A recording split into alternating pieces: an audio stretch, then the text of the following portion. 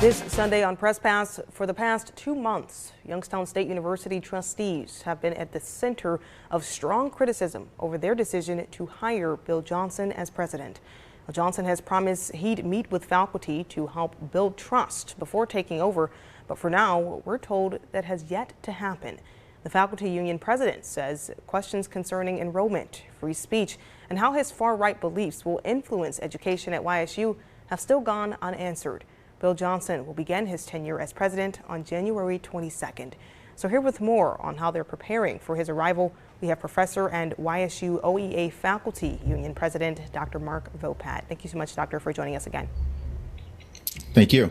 Now, we did reach out to Congressman Johnson, but he was not able to join us for an interview so that we could, get his take on this.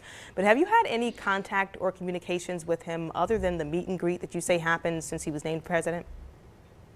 No, as far as I know, no group has actually had any meeting with incoming President Johnson. So we were supposed to have something scheduled at the end of December that apparently fell through. And so the last meeting was the one you referenced, which was probably 6 weeks ago at this point. And so how does that make you all feel as a, faculty, like as a whole? Is that frustrating? Is it just like, what's going through your mind? Yeah, I think it's a combination of things. I think there is already anger at the way in which the board went through with this process. And there's just increased uncertainty as what to expect when Congressman Johnson takes over at the university. So there's fear for the future of the university. There's uncertainty about what he intends to do. And all of that is sort of a direct result of him not having met or expressed his vision for the university to the faculty. And, you mentioned that you would prefer to see Johnson hold some sort of a public forum or town hall in addition to meeting with groups like the faculty union. Do you believe at this point that that is going to happen? And why? Let's get deeper into details on why you want to see those open forums. Is it the concerns that you just laid out right now, or is there more to it? Yeah, I mean, this is, one, you've got a completely unknown coming into the university. So, as we've heard from previous presidents of the university, there's been a lot of criticism, but I think what people need to understand is that before someone takes a presidency job, they've already got close to 20 years of experience in higher ed. I mean, most of them have spent 10 years or more to get their PhD. They've gotten tenure, they've been promoted, they've held administrative positions within the university. So when you get someone with a background in higher ed, you know that they already have a sort of foundation in the running of the university. They understand what it takes to become a professor. They understand what it takes to, be a student, what it takes to, make sure that the university is accredited, that departments are run smoothly. All of that is just background information.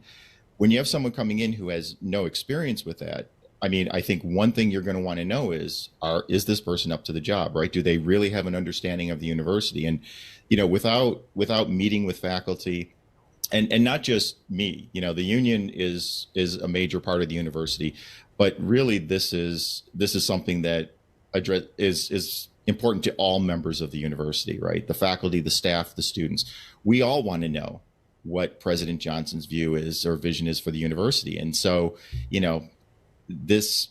I can't express enough just how important it is that he meets with departments, programs, students, everyone, because like I said, there's a lot of fear, there's a lot of uncertainty, and based on the fact that he's never worked at a university before, that just sort of increases the uncertainty about the future.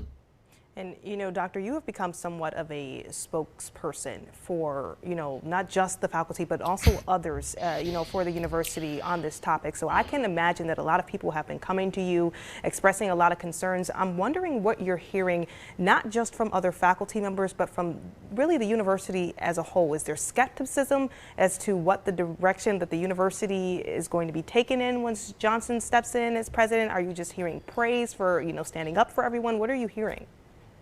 Yeah, unfortunately, most of the comments I've gotten have been negative, right? There are questions about, Congressman Johnson's political views and how those will influence not only how he leads, but also how he interprets things like SB 83, which is, going through Ohio, the law that would regulate what happens in the classroom and whether or not he agrees or disagrees with that.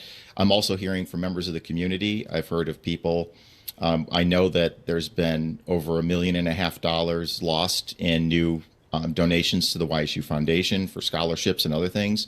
I know personally, at least 2 individuals have told me that they're pulling what amounts to probably $750,000 of their own money that they were intending also to give. And that doesn't count the donations that we're already losing from people who are stopping their contributions. So, the community is not happy. And a lot of this is directed toward the Board of Trustees. The other part is just they really disapprove of Congressman Johnson. So he's fighting a real uphill battle coming in. And it doesn't help that we haven't heard more from him, directly from him to the university community. Okay. And Dr. Vopat, in these last few seconds that we have here, last month we learned that 4 programs are being labeled as underperforming. That means that there could be some changes on the way. Do you think that maybe this could be setting the stage for more potential cuts in the year? I mean, I hope not. I've heard nothing more than just those programs that were listed. So there were some programs that I think you've probably reported on that were already sunsetted and that we knew would be going away from last year. But I'm hoping that it stays just where it is, that these are the only programs that are affected. And it's never good when you hear about program cuts. And, this brings up more questions because as you start cutting programs, you start to ask questions. Well, has the university looked for other areas of savings rather than looking at programs, right? So sometimes a program may have a lower number of students, but it's opportunity for our students in the Valley. Okay. And so simply cutting a program because it has less students in it to save some money is also meaning you're losing opportunity. And so what I think we'd like to see is the administration, will President Johnson look to other areas for cuts rather than going after programs? And so, these all become concerns. But again, without somebody at the helm, so to speak, right now, we don't know. But I'm hoping that this stays at just those programs that were listed. Dr. Vopat, thank you so much again for coming on and talk to us about this really as many times as you have. We really do appreciate you, and we'll see what happens in this new year. Thanks for having me. Hopefully next time it could be under, with happier news. Let's put it that way.